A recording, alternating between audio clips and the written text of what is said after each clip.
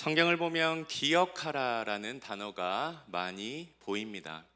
제가 세보려고 했는데 얼마나 되는지 세보려고 했는데 너무 많아서 다 못 세봤습니다. 그만큼 기억의 중요성을 이 성경은 강조하고 있음을 알 수 있습니다. 성경은 무엇을 기억하라라고 말씀하나요? 하나님께서 우리를 위해 하신 일을 기억하라라고 말씀합니다. 하나님이 우리에게 하신 일들을 기억하는 한 가지 방법으로 교회에서는 절기를 지킵니다. 절기에는 어떤 절기들이 있죠?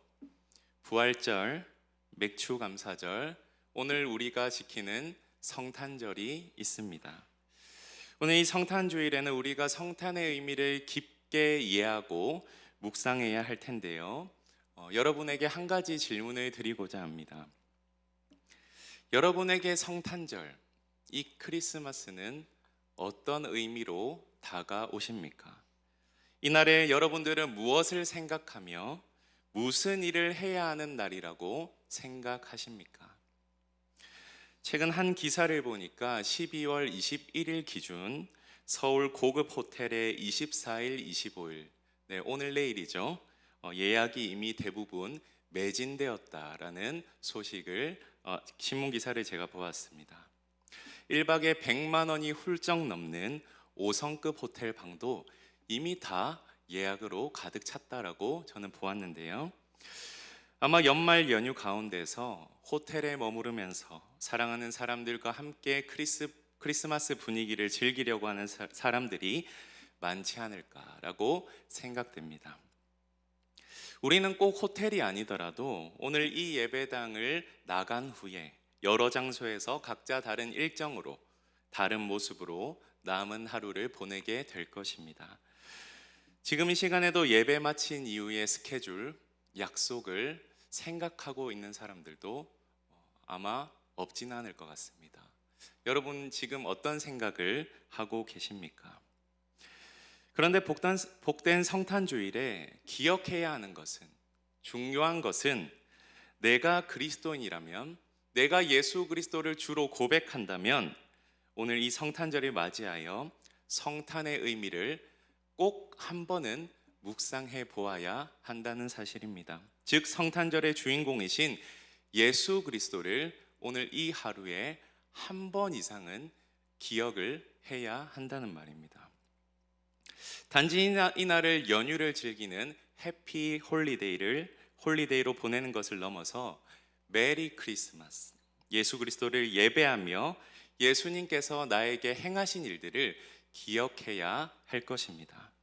우리는 성탄절을 맞이할 때마다 아기 예수님을 많이 떠올립니다. 그리고 말구유와 별을 따라 예수님을 보러 온 목자들, 예수님께 예물을 드린 동방박사들을 떠올립니다. 그리고 예수님 탄생과 관련된 스토리들을 우리는 한 번씩 생각해 봅니다. 물론 성경의 이야기를 떠올리는 것은 중요합니다.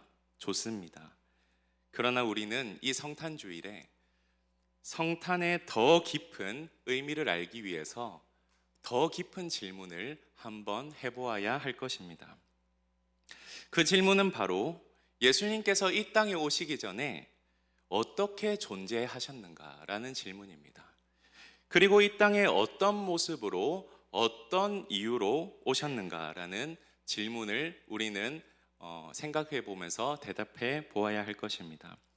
여러분 교회는 오래 다녔지만 이 질문에 대해서 대답하지 못하는 사람들이 은근히 많이 있습니다. 저는 크리스마스 때마다 다른 어떤 내용보다 생각해 보아야 할 중요한 내용이 있다고 생각합니다. 그것은 바로 예수님의 성육신입니다. 여러분 성육신 들어보셨습니까? 여러분 성육신이 무엇입니까? 영어로는 인카네이션이라고 합니다. 즉 육신이 되었다라는 뜻입니다. 요한복음 1장 14절 한번 띄워주시겠습니까? 노란 글씨에 보면 말씀이 육신이 되어 우리 가운데 거하시매 라는 구절이 성육신을 대표적으로 보여주는 구절입니다. 예수님께서는 만물을 창조하시기 전, 시간과 공간이 생기기 전 영원 전부터 계셨습니다. 특별히 성부, 성자, 성령 삼위 하나님께서 서로 영광과 사랑으로 연합하며 존재하셨습니다. 성자 하나님 예수 그리스도는 말씀으로 존재하셨죠. 그리고 그를 통해서 만물이 창조되었음을 요한복음 1장 1절부터 3절은 증언합니다. 한번 띄워주시겠습니까? 태초에 말씀이 계시니라. 이 말씀이 하나님과 함께 계셨으니 이 말씀은 곧 하나님이시니라. 그가 태초에 하나님과 함께 계셨고 만물이 그로 말미암아 지은 바 되었으니 지은 것이 하나도 그가 없이는 된 것이 없느니라. 놀라운 말씀이죠.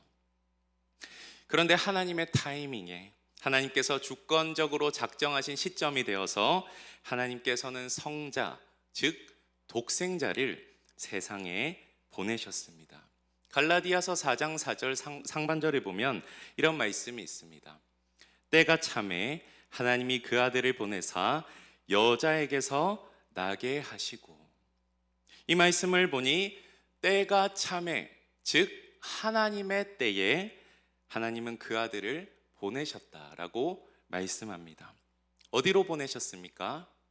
이 땅에 보내셨습니다. 그리고 여자에게서 나게 하셨습니다. 여러분, 이 말씀을 믿으십니까? 예수님의 성육신은 신앙 고백의 내용임을 우리는 알아야 합니다. 그 외아들 우리 주 예수 그리스도를 믿사오니 이는 성령으로 잉태하사 동정녀 마리아에게 나시고. 성육신에 대한 신앙 고백이죠. 이 고백처럼 약 2000년 전에 예수 그리스도는 성육신하셔서 여자의 몸속에 태아로 계셨고요, 실제 인간으로 이 세상에 태어나셨습니다.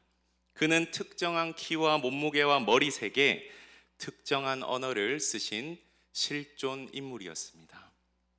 여러분, 주님은 우리와 같이 동일한 혈과 육을 지닌 분이십니다.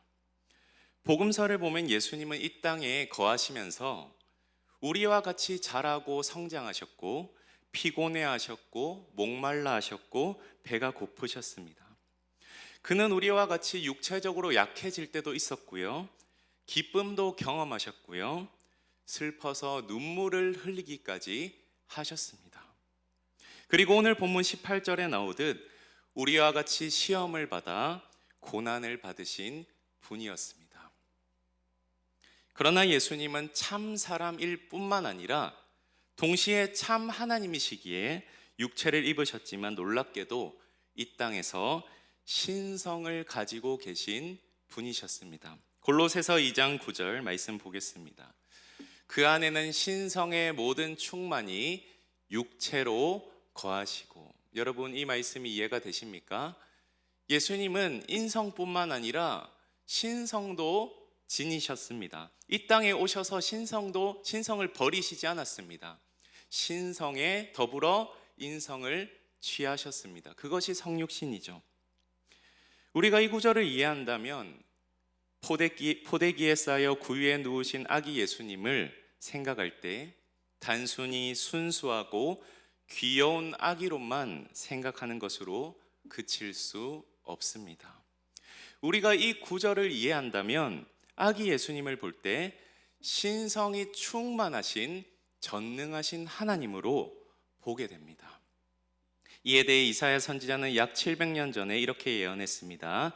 이사야 9장 6절에 이런 말씀이 있습니다. 이는 한 아기가 우리에게 낳고 한 아들을 우리에게 주신 바 되었는데 그의 어깨에는 정사를 메었고 그의 이름은 기묘자라 모사라 전능하신 하나님이라 영존하시는 아버지라 평강의 왕이라 할 것임이라. 한 아기에게 어울리지 않는 수식어들이 붙고 있습니다. 어깨에 정사를 메었다. 정사를 메었다가 무슨 말입니까? 놀라운 권세를 지니셨다라는 말이죠.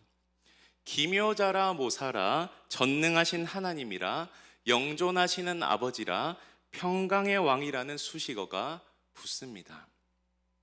여러분, 한 인간 아기에게 이런 수식어가 어울립니까? 어울리지 않습니다. 그럼 이 이야기는 누구를 말하는 겁니까? 여러분 다 알다시피 바로 이 세상에 육신을 입고 오신 아기로 태어나신 예수 그리스도를 지칭하는 것입니다. 여러분, 그렇다면 우리는 이 질문을 해보아야 할 것입니다. 왜 예수님은 성육신을 하셔야 하셨을까? 왜 하늘 영광 버리고 육신을 입으셔야 했을까? 조금 어려운 말로 왜 예수님은 그의 신성에 더하여 인성을 취하시는 낮아짐을 실천해야 하셨을까? 우리는 이 질문을 해봐야 하죠. 본문 14절 15절에 이 질문에 대한 답이 나와 있습니다. 자녀들은 혈과 육에 속하였음에 그도 또한 같은 모양으로 혈과 육을 함께 지니심은 죽음을 통하여 죽음의 세력을 잡은 자 곧 마귀를 멸하시며 또 죽기를 무서워함으로 한평생 매여 종노릇 하는 모든 자들을 놓아주려 하심이니. 여러분, 예수님께서 성육신 하신 이유는, 우리와 같은 모습이 되셔야 하는 이유는 바로 우리를 구원하시기 위함입니다. 죄로 인해 죽을 수밖에 없는 우리를, 죄의 삭신 사망의 노예로 살아가는 우리를 사망의 권세로부터 해방시키기 위해서, 그리고 죽음의 세력을 잡은 자 마귀를 멸하시기 위해서 우리와 같은 모양으로 혈과 육을 지니셔야 했습니다. 죽음으로 죽음을 이기시는 승리를 얻으시려면 우리와 같은 혈과 육을 지니셔야 했습니다. 예수님이 혈과 육을 함께 지니심으로 중보자가 되셨습니다. 여러분, 중보자라는 단어 들어보셨습니까? 중보자 예수 그리스도, 우리가 기억해야 하는 단어입니다. 중보자가 무슨 뜻인지 한번 보도록 하겠습니다. 화면 띄워주시겠습니까? 사이가 멀어진 대상들을 중간에서 화목시키는 역할을 하는 사람, 관계를 회복시켜 주는 사람이 바로 중보자입니다. 쉽게 말해 하나님과 인간을 연결시켜주는 중보자의 역할을 예수님이 하셨다는 말이죠. 여러분, 혹시 전도지에 있는 이런 그림을 보신 적이 있습니까? 한번 띄워주시겠습니까? 여러분, 이 전도지는 다리예와 복음 전도지 혹은 브릿지 복음 전도지라고 알려져 있습니다. 그림을 보면 하나님과 사람 사이에 건널 수 없는 낭떠러지가 있습니다. 죄로 인해 하나님과